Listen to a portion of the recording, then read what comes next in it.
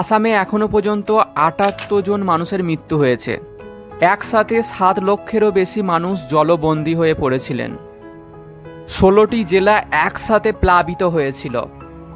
আসামে এবার যা বন্যা ঘটেছে সেটা প্রতি বছরের মতো এবছরে স্বাভাবিক নয়।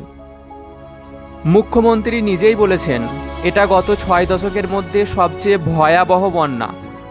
কিন্তু দুঃখের বিষয় হলো এটাই যে সরকারের বক্তব্য শুনলে মনে হবে এটা শুধুমাত্র একটা প্রাকৃতিক দুর্যোগ মাত্র।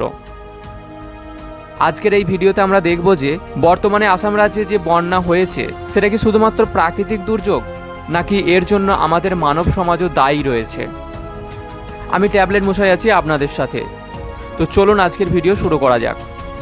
প্রথমে যেটা বলবো সেটা হচ্ছে এই বন্যা শুরু হলো কিভাবে।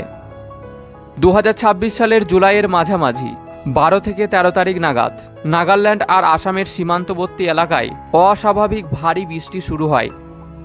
মুখ্যমন্ত্রী হেমন্ত বিশ্ব শর্মা নিজেই জানিয়েছেন ওই সময় স্বাভাবিকের চেয়ে ৪৩৫ থেকে ৪৯০% বেশি বৃষ্টি হয়েছে।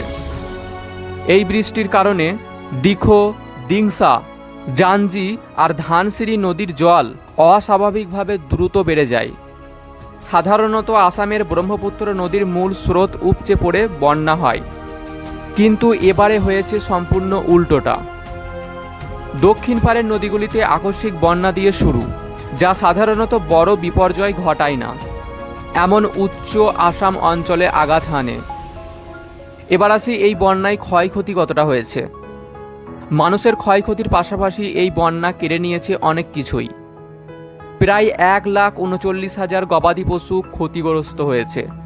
কৃষি জমির অবস্থাও ভয়াবহ। প্রায় ৪০ থেকে ৫৬,০০০ হেক্টর চাষযোগ্য জমি জলের তলায় তলিয়ে গেছে। বিশ্লেষকরা বলছেন এর প্রভাব সরাসরি পড়বে খাদ্যপণ্যের দামের ওপর। এক পর্যায়ে ৮৭০-এরও বেশি গ্রাম ছিল সম্পূর্ণ জলের তলায়। রাস্তাঘাট বিচ্ছিন্ন হয়ে যায়। শিবসাগর আর চড়াই দেওয়ার মতো জেলায় পুরো পরিবার বাঁচার জন্য ১২ ঘন্টা কাটিয়েছে গাছের ওপর। এবার বলি বর্তমান পরিস্থিতি কি। এখনো পর্যন্ত সরকারি হিসাব মতে মৃতের সংখ্যা প্রায় ৮০ ছুঁই। তবে পরিস্থিতি কিছুটা উন্নত হয়েছে বলা যায়। ৭টি জেলা এখনও বন্যা প্লাবিত। ক্ষতিগ্রস্ত মানুষের সংখ্যা এখন ৩ লাখের ঘরে নেমে এসেছে, যেটা একসময় ৭ লাখের তুলনায় অনেকটাই কম। কিন্তু স্বস্তির সময় এখনও আসেনি। আবহাওয়া দপ্তর নতুন করে সতর্কতা জারি করেছে। ৩০ জুলাই থেকে ১ আগস্টের মধ্যে আসাম, অরুণাচল প্রদেশ আর নাগাল্যান্ডে আরও ভারী বৃষ্টি হওয়ার সম্ভাবনা রয়েছে, যা নতুন করে বন্যা ডেকে আনতে পারে, যার ফলে বন্যাসহ ভূমিধসেরও আশঙ্কা রয়েছে। অর্থাৎ একটা ধাপের বিপর্যয় শেষ হতে না হতেই আর একটা দুয়ারে এসে দাঁড়িয়েছে। মুখ্যমন্ত্রী নিজে ক্ষতিগ্রস্ত এলাকা পরিদর্শনে গেছিলেন। ক্ষতিগ্রস্ত পরিবারের জন্য তিনি ক্ষতিপূরণ ঘোষণা করেছেন। কেন্দ্রীয় স্বরাষ্ট্রমন্ত্রী অমিত শাহ গত এক সপ্তাহে দ্বিতীয়বার তার সাথে টেলিফোনে কথা বলেছেন। কেন্দ্রীয় সরকার ত্রাণ আর পুনর্বাসনের ব্যবস্থার জন্য সহায়তা করবে বলে আশ্বাস দিয়েছেন। আমাদের ভারতের সেনাবাহিনীরা প্রতিনিয়ত উদ্ধার কাজে লেগে রয়েছেন।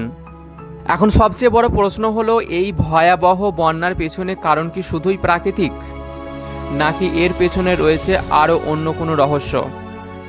তাৎক্ষণিক কারণ হিসেবে বলা যায় ভারী বৃষ্টি আর পাহাড়ি ঢাল। আবহাওয়াবিদরা বছরের প্রথম দিকেই সতর্ক করেছিলেন প্রশান্ত মহাসাগরে গঠিত হওয়া শক্তিশালী এল নিনো আর বৈশ্বিক উষ্ণায়নের প্রভাবে বর্ষা মৌসুমে উত্তর পূর্ব ভারতে ভয়াবহ বন্যা হতে পারে। তার মানে এই দুর্যোগ কিছুটা হলেও পূর্বাভাসযোগ্য ছিল। কিন্তু গল্পটা এখানেই জটিল হয়ে যায়। কয়েক বছর আগে সংসদের জলসম্পদ বিষয়ক স্থায়ী কমিটি একটি রিপোর্ট প্রকাশ করে। সেই রিপোর্টে স্পষ্ট বলা ছিল আসামের বেশিরভাগ বন্যা সুরক্ষা বাঁধের বয়স ৫০ থেকে ৬০ বছরেরও বেশি। ৬০ আর ৭০ দশকের তৈরি এই বাঁধগুলো এখন দুর্বল হয়ে পড়েছে, ভঙ্গুর হয়ে পড়েছে। নদীর তলদেশে ক্রমাগত পলি জমে বেড অগভীর হয়ে যাচ্ছে, ফলে সামান্য বৃষ্টিতেই জল উপচে পড়ে। পাহাড়ি অঞ্চলে বনভূমি উজাড় আর জুম চাষেও নদীর প্রবাহ ও পলিবহন ক্ষমতাকে প্রভাবিত করে, বন্যার তীব্রতা বাড়ায়। এসব বিষয়ে আলোকপাত করে কমিটি স্পষ্ট সুপারিশ দিয়েছিল বাঁধগুলোকে মজবুত করতে, নদী ড্রেজিং করতে, নদীর ভাঙন মোকাবিলায় বিজ্ঞ নীতিগত সিদ্ধান্ত নিতে। এবার প্রশ্ন এখন সহজ, এত কিছু সুপারিশ করা সত্ত্বেও এই নীতিগুলি কতটা বাস্তবায়ন হয়েছে? উত্তরটা আমরা এখন নিজের চোখে দেখতে পাচ্ছি। তাই বলা যায় আসামের এই বন্যা শুধুমাত্র একটা প্রাকৃতিক দুর্যোগ নয়, বরং এটা দীর্ঘমেয়াদী অবকাঠামো অবহেলার একটা কেস স্টাডি।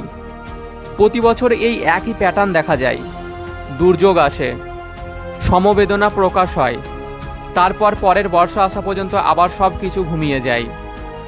তো আসামের এই বন্যা সম্পর্কে আপনার মতামত কি, সেটা অবশ্যই কমেন্টে জানাবেন।